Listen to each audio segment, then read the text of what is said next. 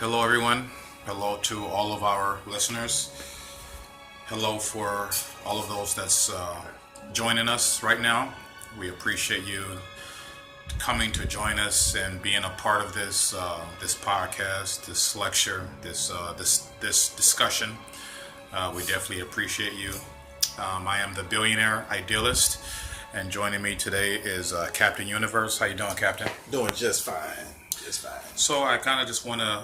This will be an open topic, open discussion. Nothing specific or general. Just kind of discussing a few things here and kind of just piecing them together just to make sense. Just to give our listeners a little understanding or a quick preview of what we'll be talking about. We'll just basically be discussing things like telekinesis. The theory behind that, telepathy, the man versus machine, time travel, genetic experiments, Earth being located in our space, and the creative imagination. So, with that being said, I just want to let everyone know, all of our listeners, to please keep an open mind. This is an open discussion. We do these talks on a regular basis. Please subscribe and join our channel.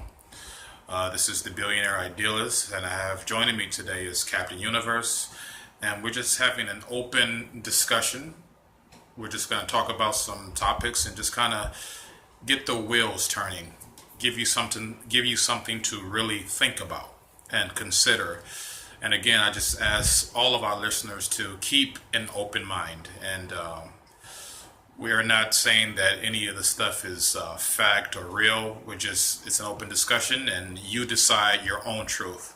You follow your own path. You take what you need, and the rest you do whatever you feel is necessary. So, with that being said, we're just going to go ahead and proceed forward. So, one of the first things I want to kind of get into is telekinesis, which, for our listeners, if you don't know what that means, basically that is being able to move objects by using strictly the power of your mind, whether it be a cup or maybe levitating a table off the floor, or maybe a bottle or a pencil or anything of that nature. Just basically using your mind to move something without physically engaging it. So I know one of the questions a lot of people have often wondered about is, well, is telekinesis possible? Can we really move objects with the power of our mind? And I'll definitely say that is a yes. That is a definite yes. We definitely can do that. But I want to hear from Captain Universe. I want your take on telekinesis. What do you think about telekinesis? Is it real? Do we actually have the potential to perform such a wonderful ability? What do you think? Yeah, there's been many accounts of people who've been able to move objects, manipulate physical matter without, using their hands to do so. And people have to understand, it's like, ask any scientist, do they understand every aspect of the mind? And they would tell you, I'm pretty sure they would tell you, no, we don't. We still are making discoveries about the potential and the capability of what the mind can do. Well, if that's the case, if every aspect of the mind has not been discovered, how can somebody say what's not possible as it pertains to what the mind can do? Right. So if somebody says, oh, no, you can't do that. Well, do you know everything the mind can do? And if you don't, you can't say you don't know. You know what the mind can't do. Right. You know what I'm saying? So, I mean, you hear it being talked about in quantum physics, and about how everything in physical matter is made up of molecules. And when you take these molecules and you put them under a microscope and then you just magnify it, it's empty space. So if that's the case, and then how also they hook up the brainwave, the EEG machines, and then they see when you think and you feel a certain way, there's waves that move. So that tells you right there that your thoughts actually is energy that's moving.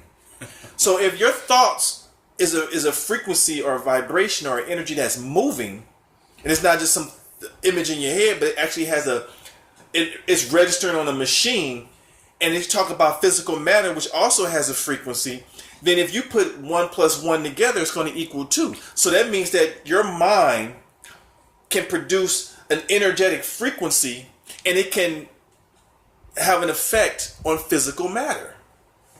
So put it together. Maybe a lot of us haven't witnessed it, but just put pieces together and you can say, well, it must be something to it if my thoughts, which if you're sitting next to me, you can't see my thoughts, but you can hook up a machine and you can see that it's registering that there's some type of frequency happening with what I'm thinking. So just with that tells you that there's something that can take place in the physical realm with non-physical substance such as thinking that can influence and impact the physical matter. Right. So just with that alone, that tells you that, psychokinesis or telekinesis, it must be possible because of the fact that you can register thoughts or the wave, not maybe the actual thoughts themselves, but the actual wave, as you see on the machine. And look at things like intuition or when you're interacting with somebody, or not even when you're interacting with somebody, when you're thinking about somebody and all of a sudden they call you. Right. You've influenced something to take place in reality from your thoughts. Right. Because you thought about it and it happened. Or they would say, it happened and then you thought about it. But something took place. There was a wave that took place that the mind picked up on, or vice versa, and an event unfolded and where thought existed first. So, because of the fact that no scientist understands all the aspects of the mind, then you have to be open to possibilities as to what the mind is capable of. And I firmly believe telekinesis and a whole host of other mind powers are available or at our disposal if we, develop it. Because, it's just, we don't know what all the mind can do. So I tell you that there's more that has not been discovered. Exactly. It's like kind of, we're barely scraping the surface with the little that we do know. Right. Okay. Right. And what it really takes is just taking a deeper exploration into the possibilities. Because, number one, when it comes to anything, you have to be open to that it actually is possible. And then you go and start exploring and doing research to see, okay, let me see if I can figure this thing out. And, when you do the research and you do the investigative, discovery, you start finding out things. You start finding out, I didn't know about that. Because, how many of the day-to-day people are really digging in deep and trying to discover parts of their mind? Right. Who's at home doing mind experiments to see what they're capable of? What they're doing, we know a lot of people do is they either accept or reject what somebody else says. Oh, that's not possible, or yeah, that's possible. But when you start doing your own experiments, just let me see if I can do that. And you will discover for yourself that there's more than meets the eye that you're capable of. Right. Let me hold up a picture of a friend of mine and just stare at the picture and to see what happens. All of a sudden, you may run into your friend and be like, man, I was just thinking about you at the time when you was looking at the picture. So I tell you that there's waves, there's energies, especially when you study subtle energy, that there's dynamics that takes place that's beyond the physical that lets you know that there's more that can be done on this physical plane that we're just not aware of. So is it safe to say that our thoughts can influence this reality? Our thoughts do influence this reality. Okay. Because, ask anyone that has a friend that says, a female friend, for example, that says, all men are dogs. Right. And then look at the type of guy she's been dealing with. She was right. Ask someone else that says, you know what? I've been fortunate to be in a good relationship with a girl or with a guy or with girls, guys, whatever the case, and then look at what they've been dealing with. So it's like what you believe and what you think about is manifesting in your reality. Or the person that says, well, you know what? I have a coworker. I was talking to him recently, and he was telling me how he used to smoke cigarettes, back in the day. And then he had quit for years. And I said, well, how did you quit? He said, I just stopped. I just said, I'm done. Do you have to go through an extensive rehabilitation process to quit smoking? Absolutely. You don't. I mean, there's people that do because that's just how their makeup is or their thinking process. But he just said, you know what, I was done. Right. It cost a lot of money. I just gave up. I was done with it. So, you know, and you see a whole host of people who have defied odds, who have done things that people didn't think was possible. Well, how were they able to do it? Unless they had that belief implanted into them that says, you know what, regardless of my situation, my circumstances, you know, having one leg, I still can run a marathon. Having no eyes they can't see, I can still play the piano. So they believed that there was more, that they were not limited by their conditions, their health conditions. And they were able to surpass and showcase skills and do things that people say, well, they can't do that. Well, that tells you right there, it's not what it is, it's what you believe it is. Right. And you see people, even ourselves, we've had a belief or a thought, and then we got the outcome, and then we changed the belief and changed the thought and had a different outcome that was reflective of what we was believing and thinking about. Absolutely. So that tells you right there, can we influence it? We influence our reality all the time. All the time. Because reality is based off of our perception. And when somebody says, well, no, this is how it is, no, it's what you say it is. If you believe that's how it is, then guess what? That's how it's going to be for you. Exactly. That's true. Now, as we talked about telekinesis, now that goes for a whole array of different powers and abilities like telepathy, teleporting, shape-shifting, things of that nature. Right. So that same science, that same knowledge, that same belief would apply to those exact same things, right? Exactly. Okay. Exactly. So now I wanna move on to the dynamic between man versus machine, and it seems to be a huge thing now in our day and age as far as I guess machine attempting to become human or human attempting to become machine, or syncing the two to have this one particular benefit or this one power or this one strength to basically be stronger, faster, I guess maybe more knowledgeable. And so, but like we've talked about before, I have always talked about, machines and humans and not being human and things like that. So it's like, for me, it's quite, it's good news for me, and it feels good to know that, things that I've been thinking about and things I've been talking about for years is just now surfacing on, I guess, the consciousness of humanity, and people are really grasping it now. They're really sinking deeper into it. They're like, let's look into that. Wow, that's pretty interesting. The machine and the human and the dynamic behind it. So it's like, you have these robotics, you have these, we have smartphones, which they have iPhones, they have Androids, and you figure, what is an Android? It's a robotic machine. It's an artificial intelligence. Same thing with your iPhone. It's an artificial intelligence, which they call AI. Mm-hmm. So it's like the man versus machine.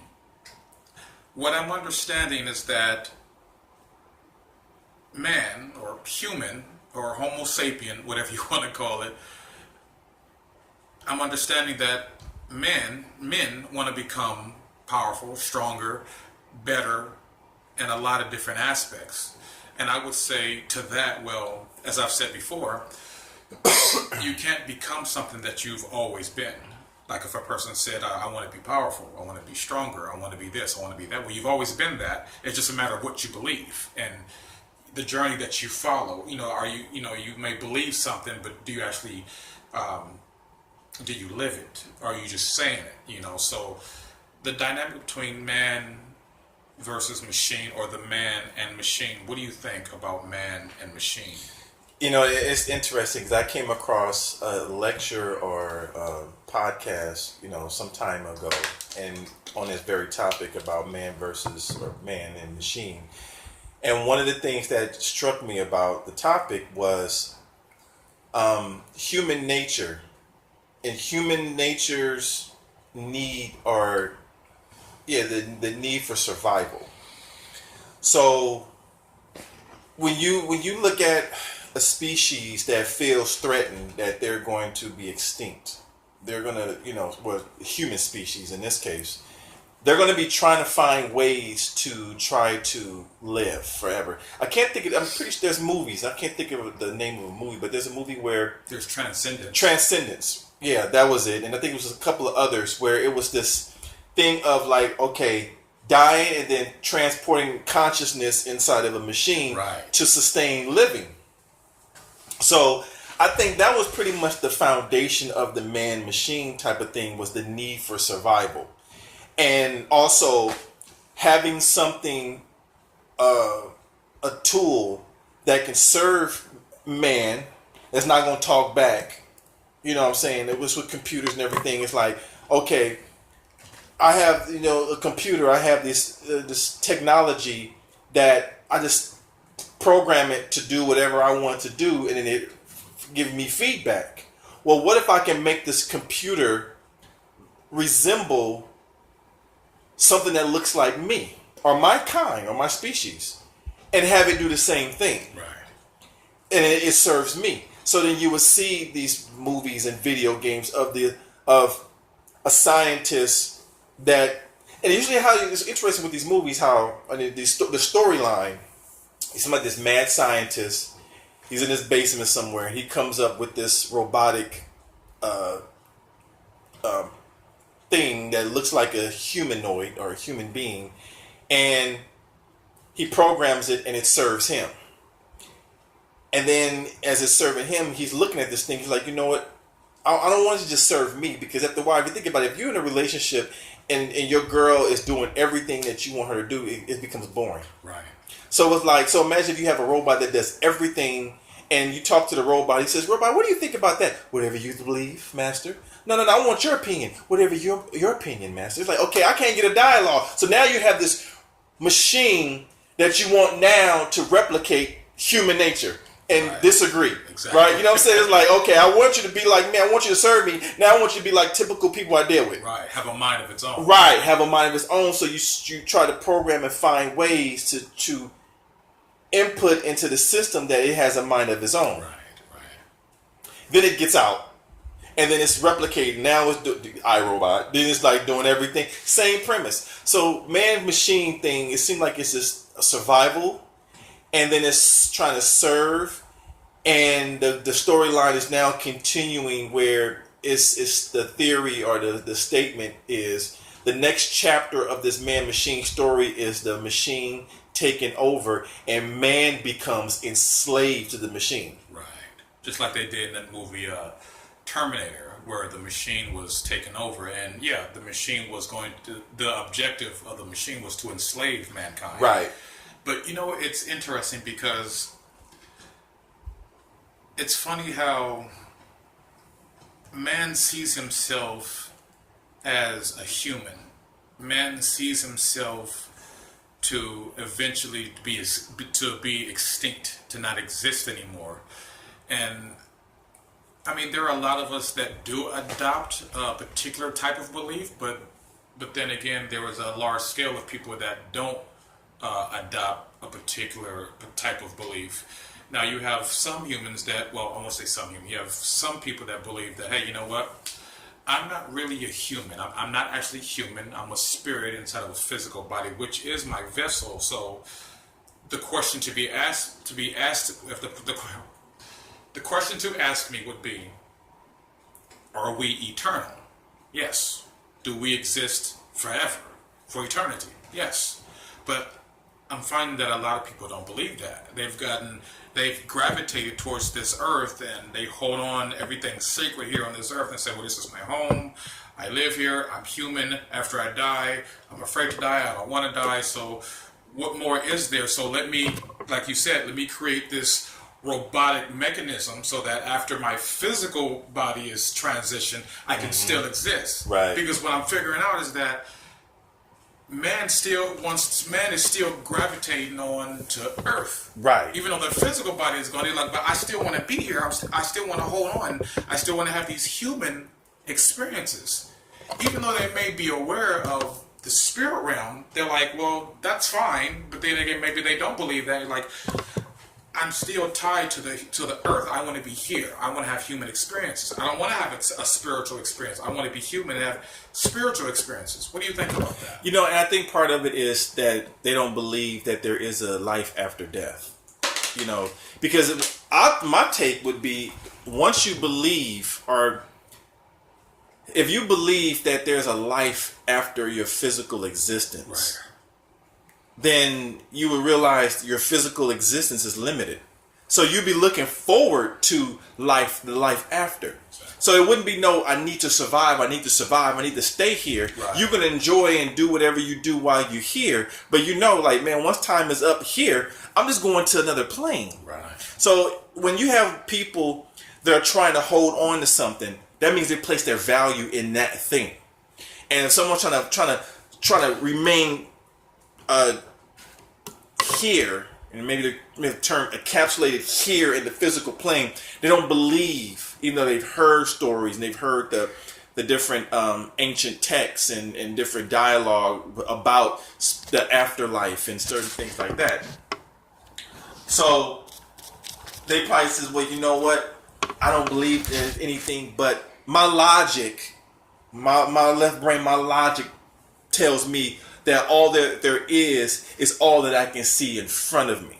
And that when I die, I'm going to cease to exist. And that who I am is this physical vessel that you call, a human, or this body. That's like if you talk to somebody, you hit them in the arm.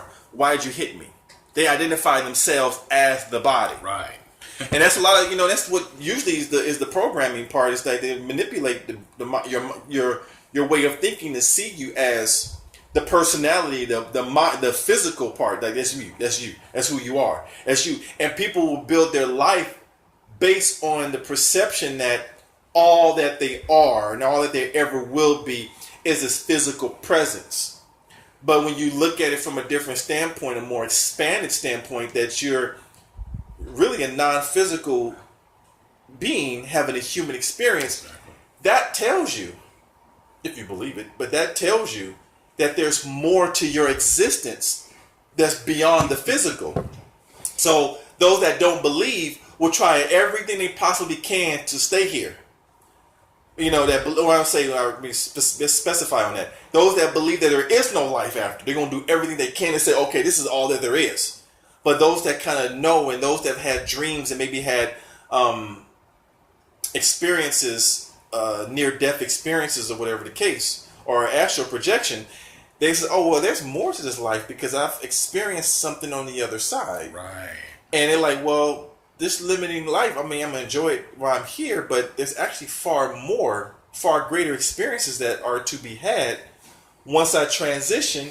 So there's no sense in me trying to hold on to this. Right. It's like, what do we do when we buy a product, a car, for example? That's our baby. We love our baby.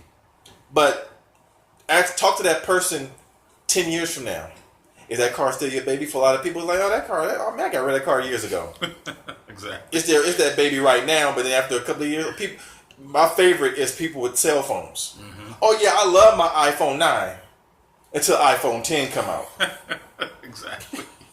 Yeah, it's in that particular case, I find that when people claim that, well, I'm human and this is all there is, I think you're putting a huge limitation on yourself. Like, you're being closed off to so much beyond the physical aspect of this physical body, because the physical body isn't you. This earth, this place we call Earth, this is not your home. This is not where you came from. You did not originate from here. You only are projected down here, but we won't get into that. But it's like, yeah, people think, well, yeah, I'm human and this is all there is. And right. That's a huge limitation that they're putting on themselves, not realizing, dude, if only you knew beyond this physical vessel that you claim is human and that it's who you are, you're missing so much. Right. It's like, yeah, enjoy your experience here while you're on Earth, but when it's time to transition, then you transition and you go on to exist somewhere else. Let go. It's hard for the logical brain to grasp that there's something beyond this physical plane. Right. for some, for those who are just closed minded, Right. and just deal strictly in logic or so-called logic, they don't. It's like, oh, hey, there is no God, there is no other side, there is no, all that there is this. Right. But you can talk to them. It's like, okay, well then, what does love look like? What is it? Describe it. They be like, you're describing the person's face or their actions. Right. But you feel love, right? Oh yeah, I feel. Well, what does it feel like?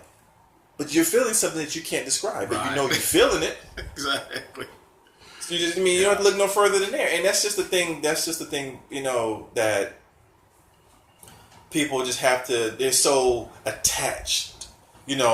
Somebody in a relationship they can get attached. Like that person is supposed to be the person for the rest of their life. And as we see with the divorce rate, that's not always the case. But people would hold on to this individual as if that individual is supposed to be there and they were supposed to be the one.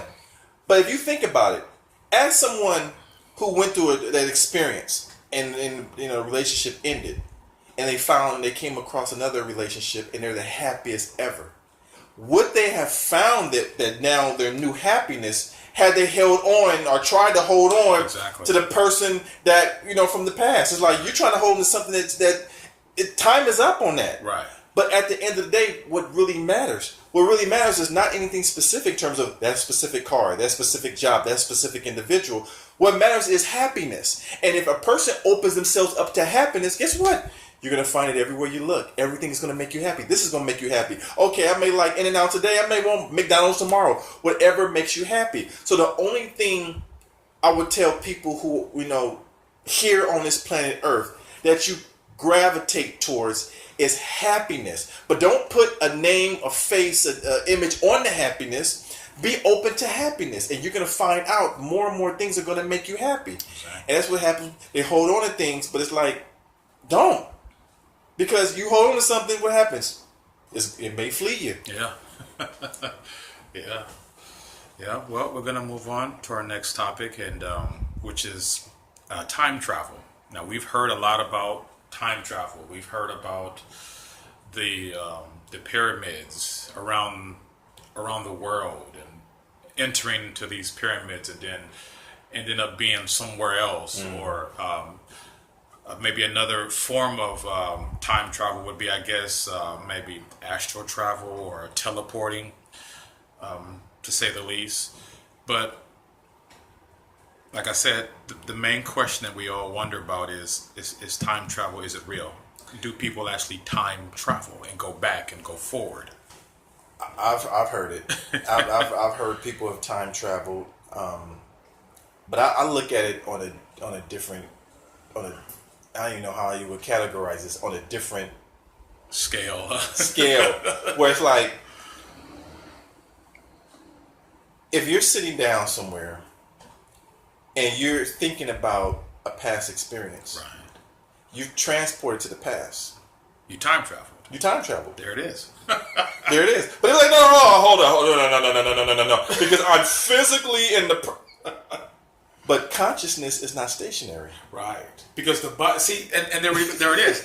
The body doesn't know the difference between what's real and what's not. So if you're having a thought that you are somewhere, whether you're physically there or not, your body says, well, hey, I don't know the difference between the two. So if you're thinking about something, I'm there. I'm experiencing Exactly. it. I used to, when I was like 6, 7 years old, I used to do this, you know how we are when we spend a lot of time by ourselves. Right. We make up all kind of mind games. Right. And one of my favorite mind games was the free falling feeling.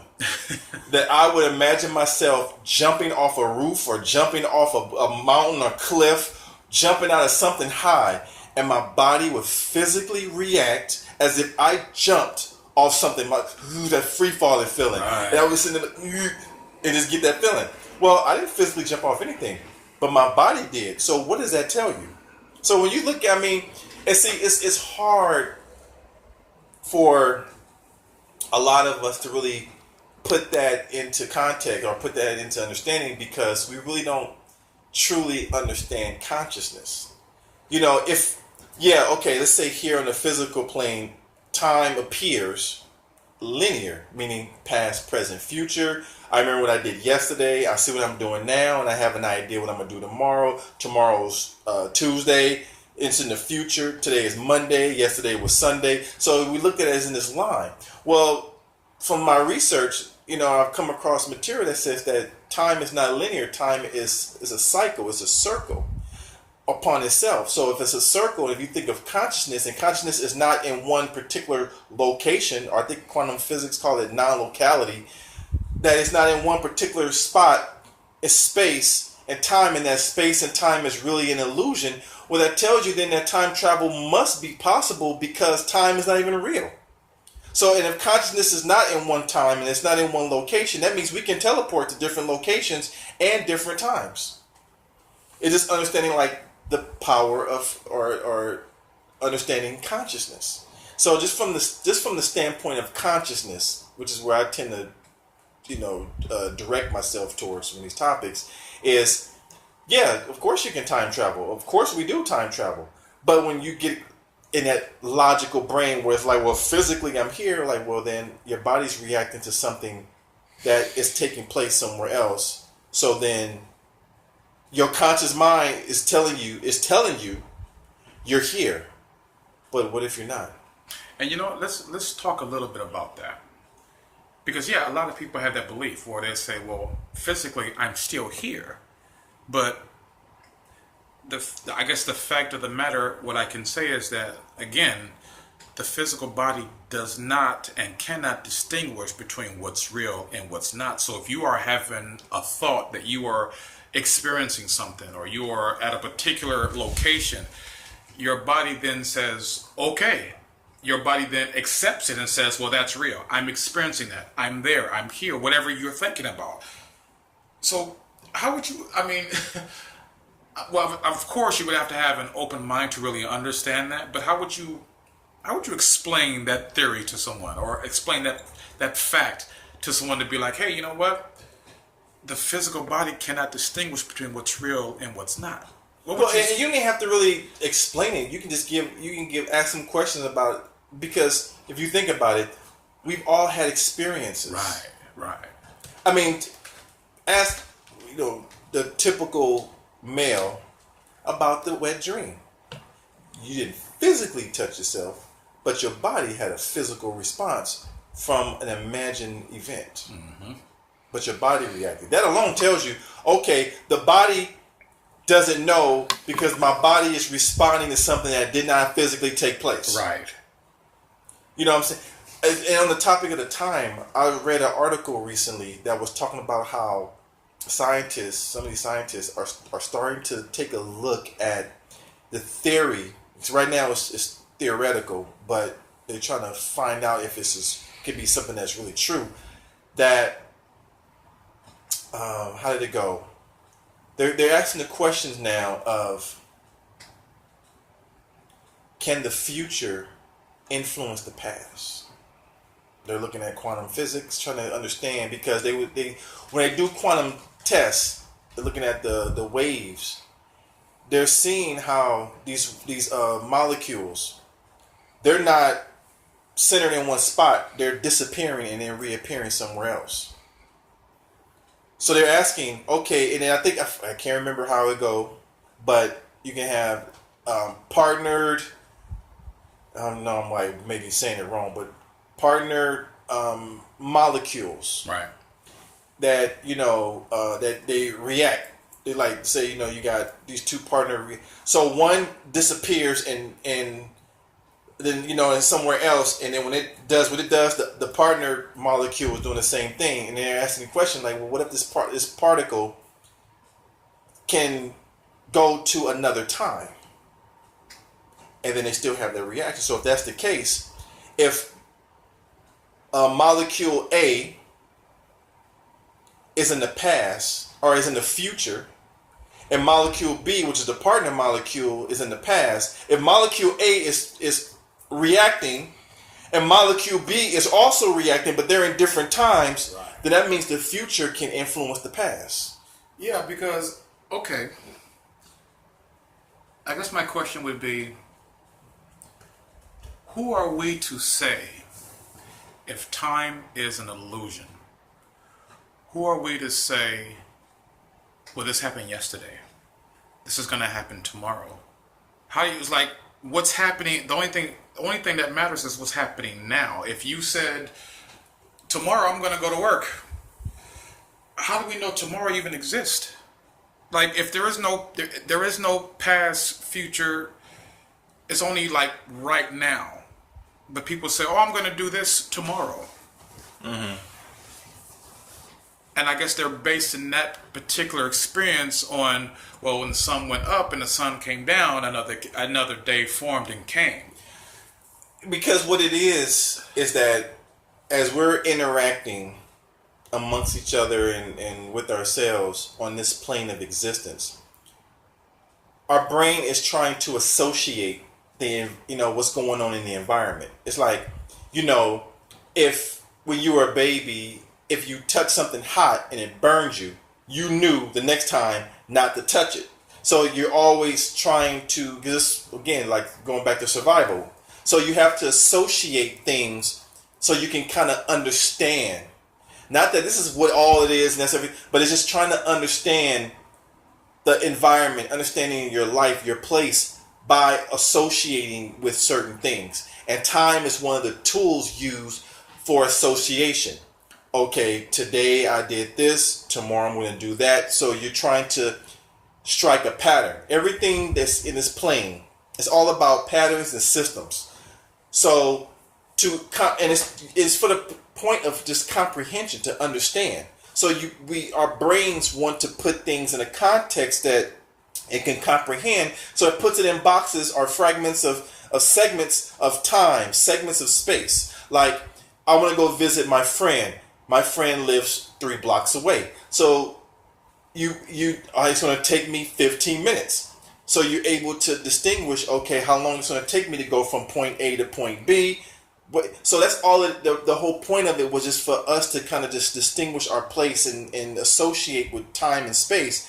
But in the scheme of things, there is no time and space. It really is an illusion when you deal with from a consciousness standpoint. But it's just that when you're talking about logic and just point A, point B, and referencing, that's what the whole point of it is. That's what the whole they say, oh man, get rid of your ego. No, you don't get rid of your ego, because your ego has a purpose. Your ego is to tell you that's a bottle. Water goes in that bottle. I can get the water from the kitchen. So to nourish your body, you need your ego that knows, okay, water, kitchen, boom. Okay, I'm out of water, need money. I need $5. $5 is in the wallet. So all these things, you need your ego, the logical brain, to do so. But in the scheme of things, it's unnecessary. It's just that's how we're able to survive here on this plane, by associating and segmenting and putting things in this proper context. But when you get locked in that, that's where people get lost. When you get trapped in that, that's where, if you think about what do people worry and stress about, not having enough time to do certain things. That's when you're locked in the negative aspect of, like, okay, you took it too far. Now you have to dial it back and start approaching things from more of a conscious belief of understanding that, hey, everything is going to work itself out. But people tend to get locked. Oh man, I don't have enough time, this and this and that.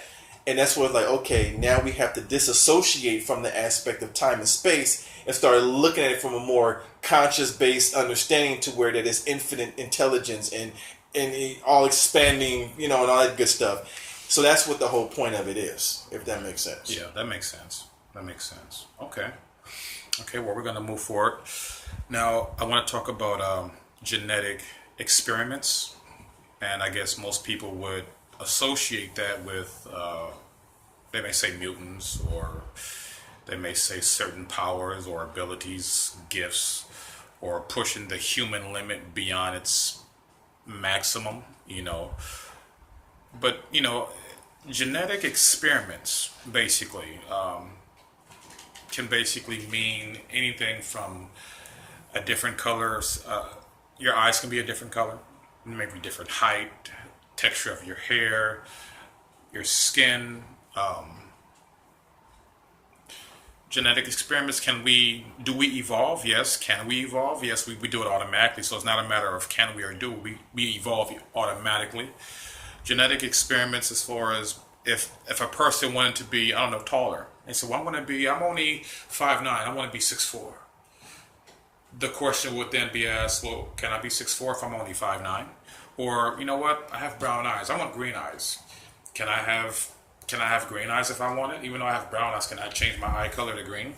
Or I want to be stronger. Like I want to be able to lift a truck or move a car with my bare hands. Can I somehow enhance my strength to be able to do so? And these are just simple, basic, scenarios of people wondering and asking, hey, can I really do this? Can I teleport? Can I go from one location to another at the speed of light without getting in a car or a plane or a boat or running or walking there? So it's like genetic experiments. Can we enhance ourselves? Or I guess the better word what most people are familiar with is, can I upgrade? Like a machine upgrades, like phones upgrade. You get an upgraded phone. Your phone does something better now. So can the Homo sapien, can the human, can humanity, can mankind upgrade? Can we add to something because everything exists as far as what we know, what we believe, you and I. We already know that everything already exists within. So to answer those questions would be a definite yes. But for those who may not be familiar with that, be like, well, can I upgrade? Can I maybe add something better to myself? What would you say about that? The answer would be in the form of another question. Well, can you? Yeah. Can you? You know what I mean? Because Right. if you think about it, it's really boiled down to what you believe. Right. And I was reading out of, I believe, the book by Penny Pierce called Frequency, or it may have been in The Intuitive Way, but it was one of the books. Right. And it was talking about how the collective consciousness and how, the one person may have a thought that or belief or want to believe in something, but they come up against that wall because collective consciousness is telling you, or the collective conscious says, you can't walk through a wall. Right. And there's that thing where we can get stuck in that because that's what the overall majority believe. But you can defy that. So yeah, it's that. Can you? I haven't seen it done. Collective consciousness is telling you, because the average person is like, no, we can't do it. And then your part of you will try to abide by that. But the key is, can you, which you can, of course, be able to defy what the collective conscious or the majority believe and operate from more of a universal the universal laws, which is all is mind and the universe is mental. Right. So if you can change your mind, then you can change your reality. So yeah, but it boils down to belief. It really boils down to belief. So yeah, if you believe you can teleport, I mean, truly believe. It's one thing when a person just says, "Oh yeah, I believe it," right? But I mean, it has to be through your core, because Exactly. remember, you fighting up, you fighting through the muck and the weeds of collective consciousness, telling you, no, natural law states that there's gravity and you have to abide by gravity, so you can't jump up in the air and fly. Natural law states that you have to move an object, you have to use your hand and reach up to it, or a physical object to be able to move an object. Exactly. So once you define what the collective conscious has been programmed to believe, now you're operating from a different spectrum to where you're doing things that are outside of the natural law, whatever law it's called, and you start seeing that you're able to think your way into another location, think an object moving over here, and being able to defy gravity and jump and fly and all these type of things that I believe that we're capable of doing. Because think about this. They tell you when they talk about how we operate when we're in the non-physical realm as a non-physical being, that when we want to go someplace, we can think and end up there in a split second. That we can fly if we want to. That we can think of objects, or non-physical objects, of course, and you can create it. You can think of your house, your living spirit residence, and all of a sudden it would take that shape. So everything is being done from the mind. If we are having a human experience and we're spiritual or spirit, which is what we go back to when we go back to the non-physical realm. Then if I'm that already, but I'm just interacting in the physical plane, then that kind of tells me that I should be able to do it, because I'm not going to become something that I'm not once I transition to non-physical. I'm going to become what I already am. Exactly. So if I already can do it on that side, I should be able to do it on this side. Exactly. Once I'm able to dislodge from the collective conscious belief that I can't do it. Right, there it is. There it is, because we can do anything. Right. Whatever you can do, whatever you did in the spirit world, or as a spirit, you can do now. Just because you're in a physical body don't mean, well, I can't do it now because I'm in a physical body. Wrong. Yes, you can. Yes, you can. Stop putting those limitations on yourself and saying, I can't do this. I can't do that. Just like you said, get past that collective consciousness that you're a body. Exactly. Because what would happen to an individual if they no longer identify themselves as the body, but as the spirit that is utilizing the physical body to interact with the physical plane? Amazing. But they identify as a non-physical entity. They will have some non-physical experiences, and we can already do that now. Exactly. We can. You can do that now. And that's why I tell people, take our word for it, but I'm under the mind state of, let me explore for myself and see what happens. Let me, look at saying I can do this. Well, let me see what happens if I try that, which is one of the things that I was doing and you was doing as well when we were little. We was kids. We didn't know. We just, you leave a kid alone, their imagination gonna take them places. But guess what? If they believe it, they believe in imaginary friends. Oh, they talking to somebody.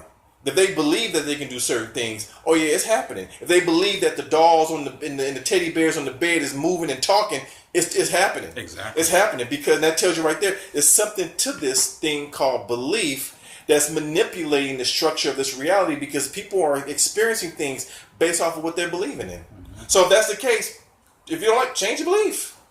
But if people like it the way it appears to them to be, you don't have to. Nobody telling you to convert to anything. Just stick with it. But if you're not happy with your life, if you're not happy with your thinking that you're limited, change your perspective. Change your perspective and do experiments and see what happens. What would happen, to take the lonely guy that has been on a dating ages and he's afraid to talk to women and women reject him, and he's, what would happen if he changed his thinking to, I can talk to a girl and I can have a wonderful experience. Exactly. He's going to have a wonderful experience. You have people that say, well, you have to look a certain way to get a girl like that. You have to have a certain amount of your bank account to get a girl that look like that. Well, what makes her different than you? Exactly. She's a human being, or she's a spirit having a human experience that wants love like everybody else. Exactly. But if you believe that what you look like, just, the amount of money in your bank account is not conducive to the type of experience that you can have, guess what? If you believe you're going to have that experience, you're going to have that experience. And it will be amazing based off of what you believe. If you walk around with limitations, self-fulfilling prophecy, you're going to have limitations. That's the problem, because people are believing. Because that's what they're experiencing. Exactly. They're like, well, Captain, billionaire, y'all saying these things, but how is that possible when I haven't experienced that? Because if they don't believe it, and what they're experiencing is based off of their belief, it's like, well, why should I change my belief? The question is, are you happy? No. Well, try to believe in something else and see what happens. See, people don't want to experiment and try to explore. Like they tell you, when it came down, ask questions. Don't just accept anything, question it. Exactly. But don't question and debate the other individual. Question it for yourself to see, okay, they said that. I don't believe that, but let me see. Let me find out for myself if what they're saying is true or not true. Let me see if it's true that I can change my thinking and get different results. Let me find out for myself. And if it doesn't work, it didn't work. What's going to happen? What's the worst? Right. You try something that didn't work, well, you keep trying. You know what I'm saying? Because when you look around and look at different success stories, there's movies and stories of people, Michael Jordans and Michael Jacksons and Hugh Hefner and all these other people that did things that people didn't think was possible. Exactly. But how did they do it? No, they're special. See, that's that logic against that. There's special people, and there's people who are just average, and that's all it is. Well, no. They was born out of a womb like everybody else. Exactly. Well, that's what it believed to be. Right. I mean, for all we know, Michael Jackson could have been an alien. Right. But we saw Joe. We saw the Jackson and the brother and the sisters. But the thing about it is like, explore how were they able to do. When you look at somebody that's doing something that they were able to succeed in, don't just look at what they did. Look at what their state of mind was, exactly. And you're gonna see the parallel thing that they're thinking that they can do it. Exactly. They didn't know to what degree, but they're like, you know what, I'm going for it, and they were able to get things. And they say, and then when you see them being interviewed or giving a speech, they will say, the level I reached, I didn't think I was gonna get this high.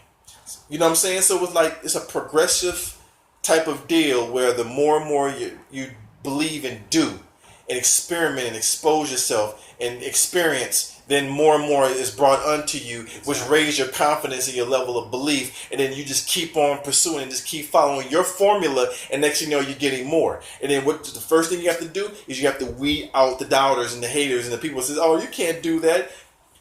People opinions have destroyed other people, exactly. Because people accepting the opinions of others have allowed themselves to be destroyed. Yeah. But once you get out of accepting people's opinions, say, you know what? Let me find out for myself. Exactly. Who cares what you think?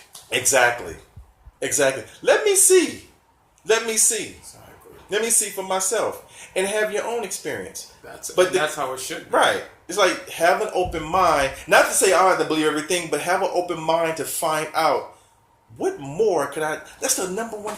What more can I do in this life? Exactly. What more can I do? What more can I do in this life? Experiment. Let me see. For yourself. What more can I do? Exactly. Simple question. That's it. What more can I do? Oh, you know what? I haven't had a date in a while. Let me go out to the mall and talk to 100 women. Let's see what the hell happens. Exactly. What more can I do? Let me try this. Let me go to the gym and work out. Let me eat more fruits and vegetables. Let me meditate. Let me read more books. Let me get up on my current events. Let me start talking to people. Let me do with all these different. What more can I do? Exactly. And when you ask that question, and if you think about it, how amazing it is asking questions. Have you noticed when you ask a question, can I do that?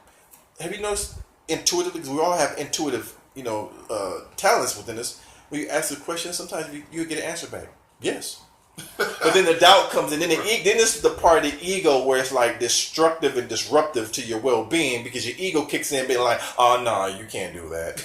Like, yeah, exactly. You're right, ego, because all these years you've been telling me what I can't do. So why would someone want to believe I can do something else? You're right, ego, because you always tell me what I can't do. What if you defy that and question your own ego? You know what? How do you know? How do you know? How do you know I can't do that? How do you know? Exactly. There it is. Question everything. Try something different for yourself. Exactly. Step out of that goddamn comfort zone. Yes, which is the hardest thing for a lot of us to do. And believe it or not, it's a beautiful thing outside that comfort zone. It is. Like that one of the books I was reading recently was talking about the higher conscious and the conscious mind, the subconscious mind. And the subconscious mind has been broken down like the story of the hero's journey. Like when you watch them, pretty much every movie you look at has that same mythology. You have the hero. They find their powers. They go through some experience. They go downhill. They have to fight and claw. They get to the villain and they win. That's basically breaking down the subconscious, how the subconscious mind works. The subconscious mind is like, oh no, we can't do that. That's the monsters in the movie, the dark forest. That's the subconscious mind. That's why it's called subconscious, which is dark. And what is darkness usually classified as something scary. Exactly. You know what I'm saying? Like if you go out camping and it's nighttime, you hear all kind of animals. Like, oh yeah, Dave, can you walk down there to the? I ain't walking down there. It's dark and scary. Right. That's why a lot of us stay in our comfort zone, because it's like down that path is dark and scary. I don't know what's going to happen. It's like we talked earlier how we talked about death. And do you know like the number one fear is embarrassment more than death? Yeah. It's like, I'm not going to step out the comfort zone because I may embarrass myself, so I'm going to stay inside the comfort zone. And people have committed suicide and died. Like, they would rather die than be embarrassed. Yeah, because, and that's what's crazy, is that so many people are worried about what other people are going to say and what they think. Who the fuck cares what they think or what they're going to say? Who cares? Yeah. Literally, who the fuck cares? And there's a quote, I think, I can't remember who said this, but it was like, I heard it on one of Earl Nightingale's audio programs, and he was saying that, you know, people worry about what other people think, but they will only realize that most people are not even thinking about that. Exactly. There it is.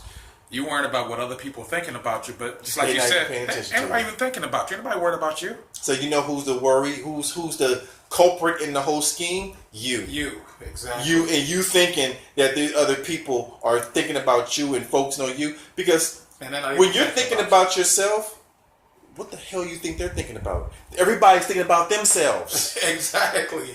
They sit, like, you can be sitting next to somebody, they frown up, be like, oh, they think I'm stupid. But they're frowning, thinking like, damn, did I pay my light bill? Exactly. There it is. Like, damn, did I pay my light bill? And he look like, oh, see, I just said something, and they frowned up, they think I'm dumb as hell. And they carry that with them. But who cares? Who the fuck cares? Seriously. So we're going to move on to the next topic. To our listeners, to people listening right now, we currently, at this moment, we are existing on what we call Earth. Now, a lot of people don't think about this, but I'm going to ask that question, and we've talked about this before. Earth is located where? In space. So when you see your sun, or in your daylight hours, and you see the sun, okay, you are seeing, let me see if I can explain this the right way. You are seeing light being projected from a location that's hitting Earth. And then once because the sun doesn't actually go down. People think, oh, the sun went down. The sun didn't go down. It just transferred to somewhere to another location. It just moved to another location. So then now you are seeing where you really are. You're saying, oh, I'm in space. People say, well, I see the stars, I see the moon, I see other planets, I see all this other stuff. But you're living on Earth, but your Earth resides in space. That's where you are. So when you see the stars and all these other planets, you're seeing what you're supposed to be seeing, and everything you see externally exists internally.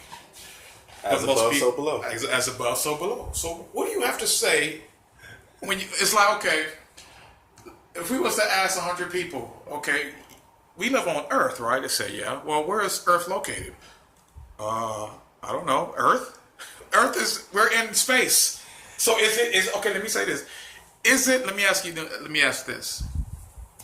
Is it so unnatural to be located on Earth, which is actually in space? Is it so unnatural to see other entities, other aliens, other planets, UFO? Is it so unnatural to see those things where it's like where you exist in a place where we're gonna see that because look where we are. So is that so unnatural to see those things? Is it such a huge mystery? Hey, I saw a UFO. Hey, I saw an alien.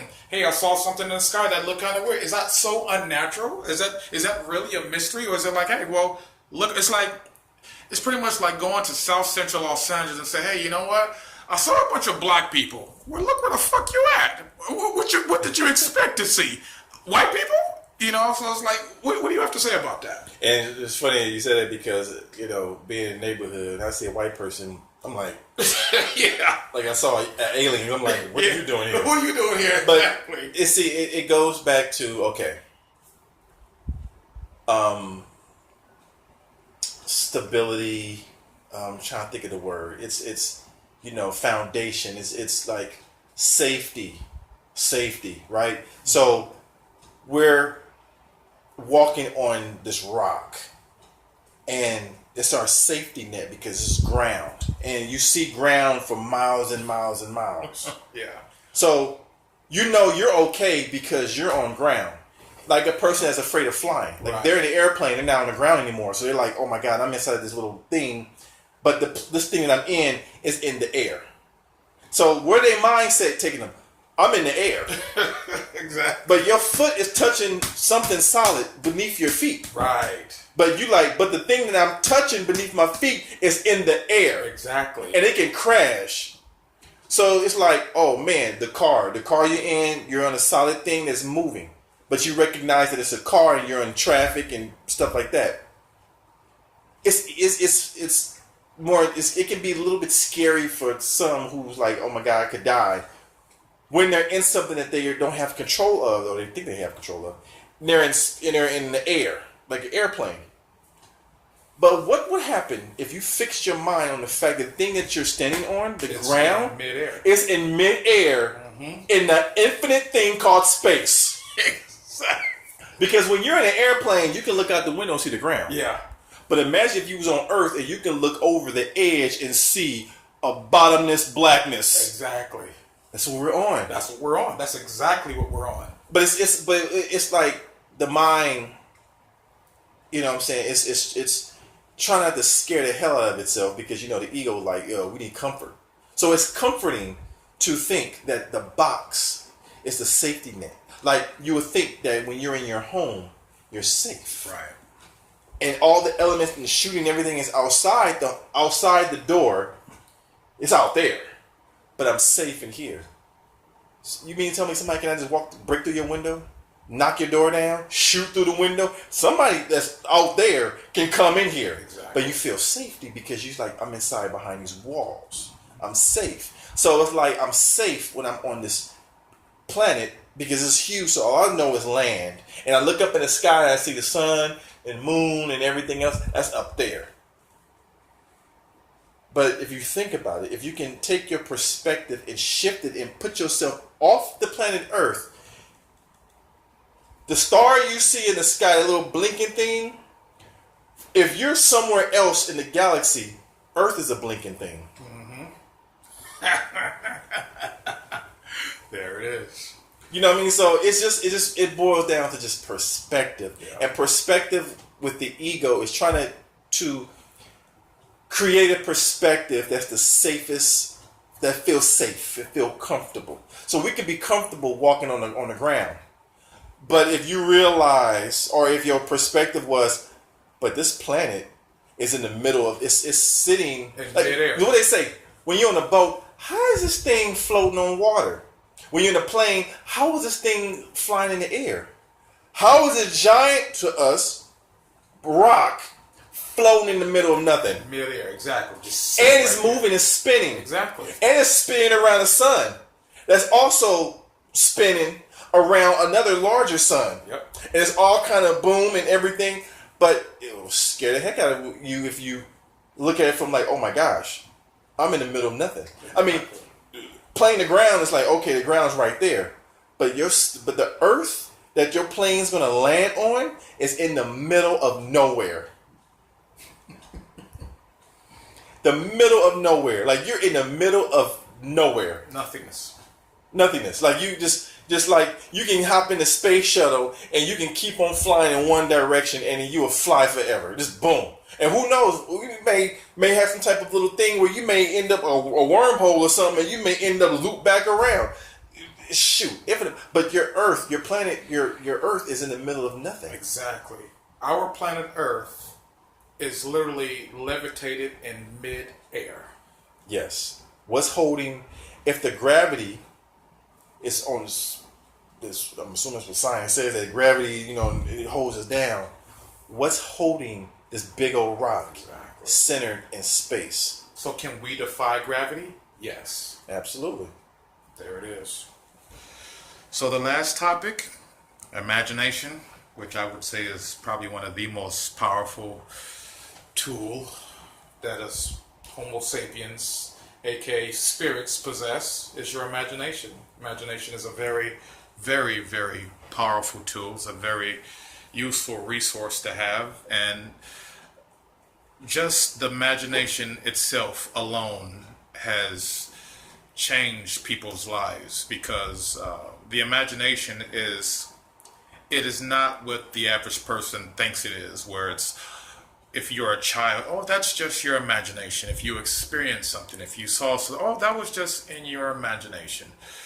Well, the way I see it, everything around us, your car, your house, the clothes on your back, the food you eat, the shoes on your feet, your job, your career, whatever the case, it started somewhere. It came from somewhere. Your internet, your sophisticated iPhone, your sophisticated Android, your $1 million mansion or your $1 million car, your paper money that you give so much value to, it came from somewhere. It didn't just appear magically out of thin air. It came from somewhere.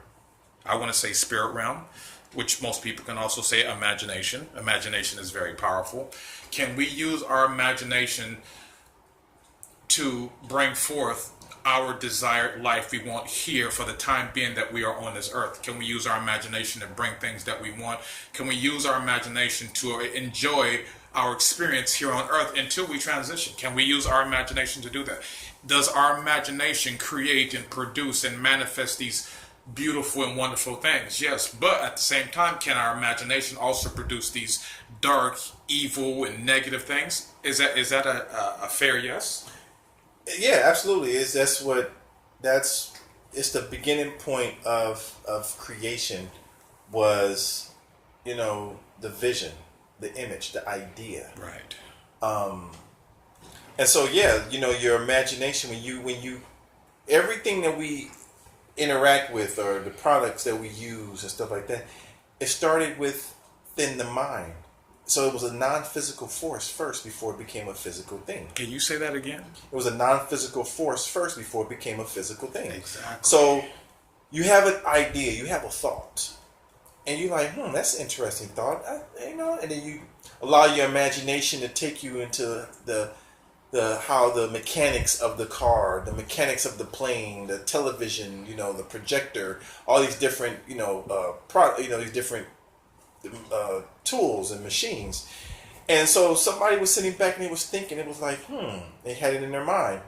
And with that led to belief that, let me see. And then they started to get hit with ideas of tools to use to then make it work. And they tinkered with it until they were able to get it to actually work. But it started from the mind. So that's where everything comes from. So yeah, it's your imagination, what you imagine or perceive, what you see in your mind's eye is the reality. And when you add on to that the belief and the actions that take place, then yeah, you're going to manifest, you're going to create form. But everything comes from that, because how can you create something without thinking about it? Mm-hmm. You have to have an intention. You have to have something, a reference of some vision in order to, because what you're doing in the physical is replicating what was a vision. So if you don't have a vision, you're not going to produce something. Visionaries. Right. So the imagination is one of the key components to creation, to being a creator. You have to use your imagination. And the more and more people use their imagination, the more and more they're going to start thinking outside the box. Putting themselves in situations or in places that they didn't think they could be, but it's like, what? I saw the vision. They said you have to, what does it say? Seeing is believing. Right. but it's the other way around. Right. Believing is seeing. Exactly. If you can see it in your mind, then it's possible. Exactly. Because you have to see it. And once you see it, oh, yes. Because if it wasn't possible, you wouldn't even be able to see it. Right. So if you can see it, it's possible. Mm-hmm. But then we get bogged down with these limitations. You go, no, we can't do that. Oh, the law says this, gravity and everything. But when you defy that and you're using your imagination, you're seeing. It's been stated in text, in ancient text, that what you visualize, what you imagine, is actually existing on a particular plane. But logic will tell you only plane exists the physical plane. But if you go outside that and you start looking at it, what you see in your mind's eye actually exists somewhere. And what we're trying to do is make it go from non-physical. That's what the whole thing with the chakra system is. Right. You know, when you look at the 7 main chakras, when you want to create something, right? Think of the crown. It starts at the top. The crown chakra, which connects to the universal consciousness. Right. Then it goes to your third eye. So your third eye would be the vision. So now you have an idea in your mind. Oh, ooh. And then it goes to your throat chakra, which now you're speaking about it. Dave, I had an idea. Man, I saw this, and I'm wondering if I can, And then it goes to your heart chakra, which is like, ooh, I feel something. I love that idea. Right. And then it goes to your solar plexus chakra, which is the manifestation chakra, where it's like the energy of like the will, the actions. Now you're taking action. Oh, I'm going to make that happen. That's your solar plexus chakra. Think about this, solar plexus chakra, solar, sun. How is life on this planet produced? By the sun rays. By the sun. So how you think you're going to produce what you want to manifest? Manifestation chakra, solar plexus chakra. Then you go to the sacral chakra, which has been, categorized as a sexual chakra, but sexual doesn't, energy doesn't have to just apply to just sex. Right. It's that pleasure that you're enjoying what you're doing. Exactly. You know you can do it. You're doing the action, and then you enjoy it. So it's the pleasure chakra. I love this work. I love writing my book. I love playing basketball. You got the part with the heart, which is love, but then you got I'm enjoying it, the pleasure that you get. And then you go down to the root chakra, which is the manifestation. Now it's the physical part. So you see, you start at the top from the top chakra all the way down. It's the process of how you manifest here on this plane. Wow. That's it. That is it. Again, this is the Billionaire Idealist, and joining me was Captain Universe, and we had a very interesting discussion about the elements and the dynamics that go on this planet Earth, and how wonderful and powerful that we really are, and the magnificent things that we are very much capable of. So I just want to say thank you so much for listening to our talk and joining us, and please subscribe and like our audio video, and please be on the lookout. We will definitely be putting out more discussions, more videos, and it will entail the Billionaire Idealist, Captain Universe, and we're gonna have these open conversations, these wonderful conversations. So again, thank you for listening and being a part of this. Please subscribe and like our audio video. Thank you so much. Have a magnificent and an awesome existence. And remember, you create your own reality. We are powerful.